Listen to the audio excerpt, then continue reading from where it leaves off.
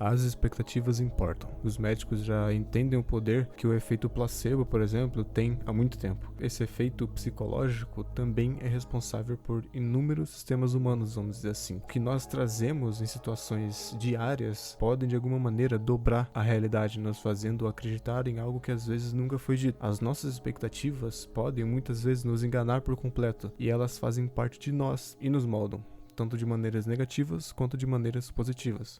Bob Rosenthal foi um psicólogo pesquisador. Ele fez um teste para mostrar o poder das nossas expectativas no ambiente em que vivemos. Bob foi a uma escola e junto com o diretor dessa escola ele conduziu um teste que dizia que seria para testar a proficiência das crianças para prever quais crianças representariam melhoras nos estudos do ano letivo seguinte, ou seja, quais seriam mais inteligentes e quais seriam mais burras. Logo após o teste ter sido finalizado, eles contaram aos professores o nome das crianças que, entre aspas, ficariam mais inteligentes, mesmo não tendo nenhuma relação com o teste. Os nomes foram escolhidos aleatoriamente, independente dos resultados dos testes. Eles pediram então para os professores não contarem para as crianças sobre os resultados e eles voltaram no ano letivo seguinte e perceberam que realmente as crianças que, entre aspas, ficariam mais inteligentes, realmente ficaram mais inteligentes.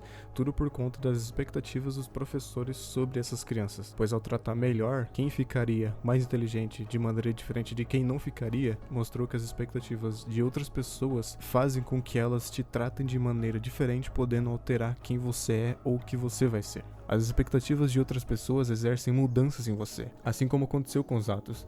Um exemplo disso é no mundo de hoje, onde muitos vivem para cumprir com as expectativas de outros. Essas expectativas podem te alterar, fazendo você ser fraco ou forte, burro ou inteligente, lento ou rápido. O problema é quando essas expectativas começam a estragar as coisas da nossa vida. Eu tô sendo muito técnico, meio entre aspas filosófico no começo desse vídeo, mas vamos aplicar esse mesmo princípio aos jogos. O hype é uma palavra que está sempre associada com as expectativas, mas isso é óbvio porque o hype, traduzido para português, quer basicamente dizer expectativas, pelo menos o lado extremo da expectativa. O hype vem de hyper meaning do inglês, o hiper significado traduzido para português, hiper expectativa, caso queira.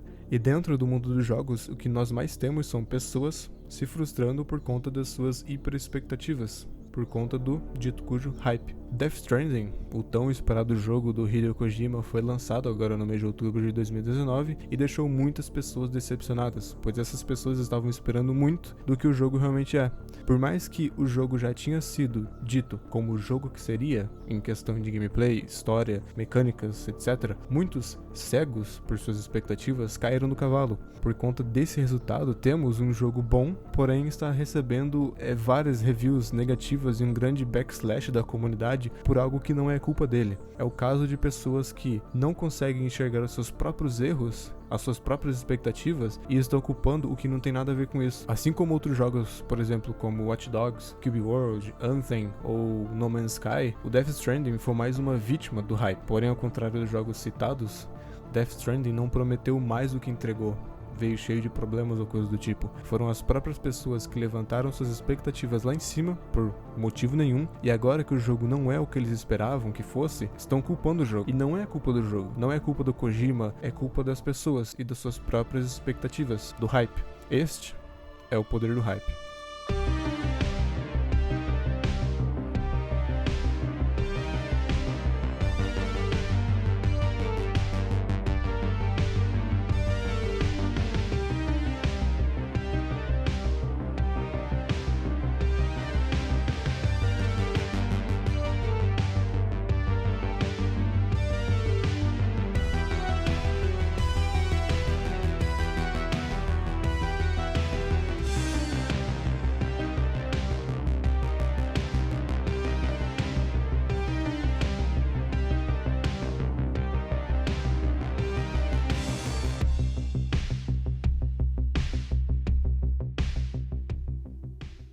Nós vivemos em uma época em que atualmente na indústria dos games, jogos precisam ter combate. Os jogos precisam ter PVP, ação. Os jogos não podem ser parados, pois são chamados de jogos tediosos. Jogos não podem ser focados em história, pois são chamados de filmes interativos. Jogos não podem ser focados no gameplay, pois são chamados de jogos difíceis, impossíveis. Jogos não podem ser focados em imersão do jogador no mundo que representa, senão é chamado de simulador de caminhada. Chegamos a um ponto em que os jogos têm que seguir um padrão. Tudo tem que ser mais do mesmo, seguir uma fórmula pronta e ir mudando apenas os detalhes, caso contrário as pessoas vão começar a rotular o seu jogo. E é exatamente isso que tá acontecendo com Death Stranding. As pessoas se acostumaram tanto com essa fórmula mútua dos jogos de hoje em dia, junto com o fato de que o jogo foca em uma coisa totalmente diferente que pouquíssimos jogos focam. Quando as pessoas jogaram Death Stranding pela primeira vez, elas se sentiram atacadas, enganadas. Como pode o grande Hideo Kojima, pai do stealth, pai do Metal Gear, uma das maiores franquias dos jogos, lançar algo assim? Um jogo mal feito, tedioso, sem ação, simulador de correios. As pessoas criaram em suas mentes uma imagem que o jogo não tentou passar. O Kojima veio explicando o jogo aos poucos e o que ele seria, do que se trata Death Stranding, porém as pessoas simplesmente ignoraram isso e continuaram pensando que o jogo seria mais do que foi mostrado. Pois, se tratando do Kojima, o jogo tem que ser mais do que isso. O que ele mostrou é só uma parte do jogo, né? Eu lembro como se fosse ontem, na E3 de 2016, quando o jogo finalmente foi anunciado. O trailer lá no telão, e quando o nome Hideo Kojima apareceu, todos começaram a gritar, só por conta de um nome. Levaram sua expectativa lá em cima, aumentaram o hype como nunca tinha aumentado antes, mesmo sem entender nada do que se passou no trailer. As pessoas ficaram no hype só por conta de um nome. Na verdade, dois: Kojima e Sony. Com o tempo, mais trailers foram mostrados e novamente ninguém entendia nada. Parecia que a cada trailer as coisas ficavam mais confusas, mas mesmo assim as pessoas mantinham suas expectativas lá em cima, porque o jogo estava sendo feito pelo Kojima e pela Sony. Então o jogo vai ser bom, né? O que é bom, o que é ruim é relativo. Vocês conseguiram entender onde que eu tô indo com isso?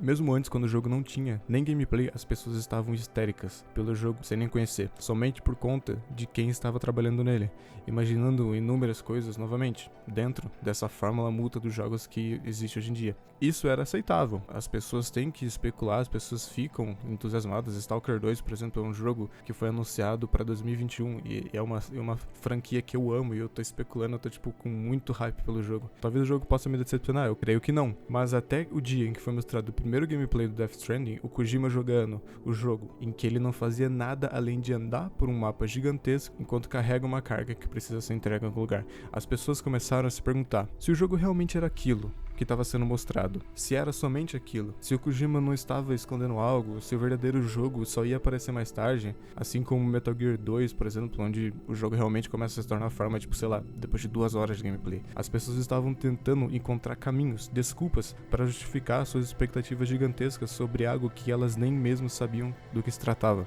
Uma pessoa, fã do Kojima e da série Metal Gear, ficou hypada, contou pra outra pessoa, assim outra pessoa ficou no hype. Um fã de Silent Hill, após ter visto o que o Kojima fez com o PT, ficou no hype e assim foi indo. Foi como uma praga se espalhando na mente de cada um. Chegou um ponto em que eu perguntei pra um amigo meu por quê que ele tava, com hype pelo jogo, e ele respondeu simplesmente: não sei, eu não entendi nada do jogo, mas é o Kojima que tá fazendo, então vai ser o melhor jogo já lançado, não é mesmo? Entenderam o meu ponto?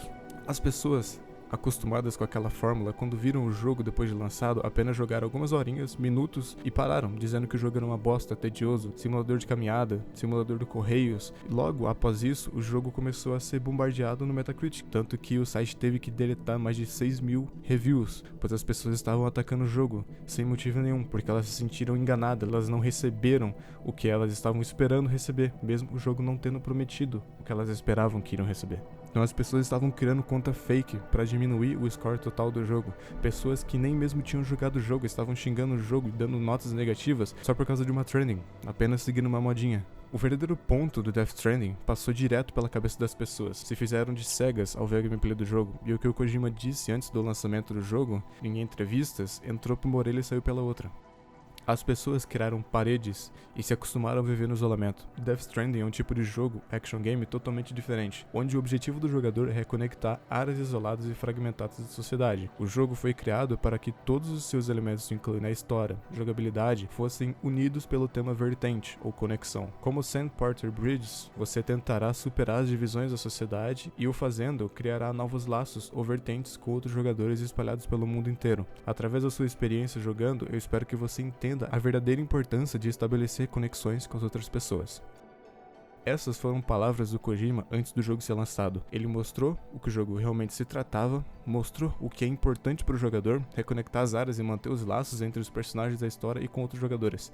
Death Stranding tem um foco totalmente diferente. Que nem eu disse agora há pouco, muitos jogos focam no combate, pois é o que as pessoas mais procuram em jogos hoje em dia. Outros na história, na imersão, na jogabilidade. Death Stranding foca nos laços, na conexão que você faz com os outros jogadores ao jogar o jogo. O gameplay, as entregas, tudo aquilo serve como uma ponte para você manter esses laços com as pessoas. As pessoas se acostumaram tanto com a ideia de jogos onde o foco principal é você contra os outros. Você sempre vai ter inimigos, você sempre vai ter lados, você sempre vai ser forçado a lutar contra os outros. Esse será seu foco na maioria dos jogos, porém no Death Stranding é diferente. A tecnologia era suposta de nos deixar felizes, contudo, o que você mais vê hoje em dia são pessoas anonimamente brigando entre si, ou discriminando entre si. Algumas pessoas estão cansadas de redes sociais, ou da internet como um todo. Porém, quando você joga Death Stranding, a sua conexão com as outras pessoas é inteiramente positiva, porque não há nada de negativo. Tudo é baseado em interações positivas e feedbacks positivos, e então você começa a se importar com os outros. Imagina o seguinte, você foi designado para entregar uma carga em um local de difícil acesso, te dão ferramentas e outros objetos que irão te auxiliar na sua viagem, tornando mais fácil do que realmente seria. Então você vai, faz a sua viagem e usa desses objetos para traçar a sua rota. Você entrega o pacote no objetivo e parte para outra entrega. Assim que você sai, você tem que percorrer outro caminho, pois o objetivo é em outro lugar. Novamente eles te dão os auxílios, porém no meio do caminho você percebe que outras pessoas já fizeram essa rota ou estão fazendo a mesma rota que você. Então você encontra escadas, cordas e até mesmo estradas e veículos que outros jogadores deixaram para ajudar a jornada deles e deixaram lá para ajudar a sua jornada. As pessoas tiraram tempo delas para melhorar a sua jornada, fazendo com que o caminho difícil que eles tiveram que fazer fosse mais fácil para você. Isso faz com que você faça o mesmo. Lembra daqueles objetos que você usou na primeira entrega? Eles ainda estão lá, estão ajudando outros jogadores, fazendo com que a jornada deles seja mais fácil do que a sua foi. Você acaba de criar laços, mesmo inconscientemente. Você ajudou assim como foi ajudado. E acredite, isso mexe com você. Como o próprio Kojima disse, você começa a se importar com os outros. E é exatamente esse o ponto de Death Stranding. O foco não é você contra os outros, o foco é você com os outros. As entregas, o gameplay é tudo uma ponte. Você tem que ajudar os outros e ser ajudado pelos outros. Lembra o que eu disse lá no começo do vídeo sobre as expectativas do teste do Bob Rosenthal? O que ele descobriu foi que as expectativas importam. Que as ações das outras pessoas influenciam você, assim como as suas ações influenciam elas mesmas e as ações delas e como vivemos em uma sociedade. É um ciclo. O nome desse efeito é efeito Pigmalion. Death Stranding é uma prova viva desse efeito nos jogos. Assim como você, sem perceber, ajudou alguém, você foi ajudado. E ao ser ajudado, você foi influenciado a ajudar. Porém, o que você fez na sua primeira entrega, ao ajudar outra pessoa, influenciou essa pessoa a ajudar os outros. E assim você tem um ciclo. Quem sabe, alguma pessoa que você ajudou não te ajude lá na frente. Lógico que o foco do jogo não é somente isso. Você tem uma história fenomenal, personagens carismáticos, objetivos e várias outras coisas que fazem com que você se importe com eles e com o desfecho que eles terão, ou com a história como um todo. Porém, nesse vídeo eu não vou entrar em detalhes falando sobre a história, pois eu quero evitar o máximo de dar spoilers pra vocês. Eu quero que vocês vão jogar por conta própria. Eu sei que o jogo é caro, eu sei que aqui no Brasil é difícil você conseguir jogos assim, lançamento direto. O jogo custa 200 e poucos reais. E ele tem só pra PlayStation 4, vai lançar pra PC agora em 2020. Mas eu quero muito que vocês experienciem por conta própria Death Stranding. Esse jogo, hoje em dia, está recebendo muito hate, como eu disse. Estamos acostumados com uma fórmula mútua entre os jogos. Porém, eu aposto que daqui a alguns anos, 5, 10, até 20 anos no futuro, esse jogo será lembrado por ter sido diferente, por ter focado em outra coisa, em um mar cheio do mesmo. Muitos vão rotular esse jogo como tedioso, simulador de caminhada, simulador do Correios, como eu já disse várias vezes nesse vídeo. Porém, quando vocês tiverem a chance, deem uma chance para Death Stranding. Talvez esse jogo tenha uma lição para te ensinar. Talvez ele te faça uma pessoa melhor, ao mostrar que dentro dos jogos existe mais do que a luta contra outras pessoas. Você também pode ajudá-los. Você pode se tornar uma pessoa melhor, uma pessoa totalmente diferente ao jogar Death Stranding. Lembre-se, o maior valor da vida não é o que você tem. O maior valor da vida é o que você se torna. Obrigado e até a próxima.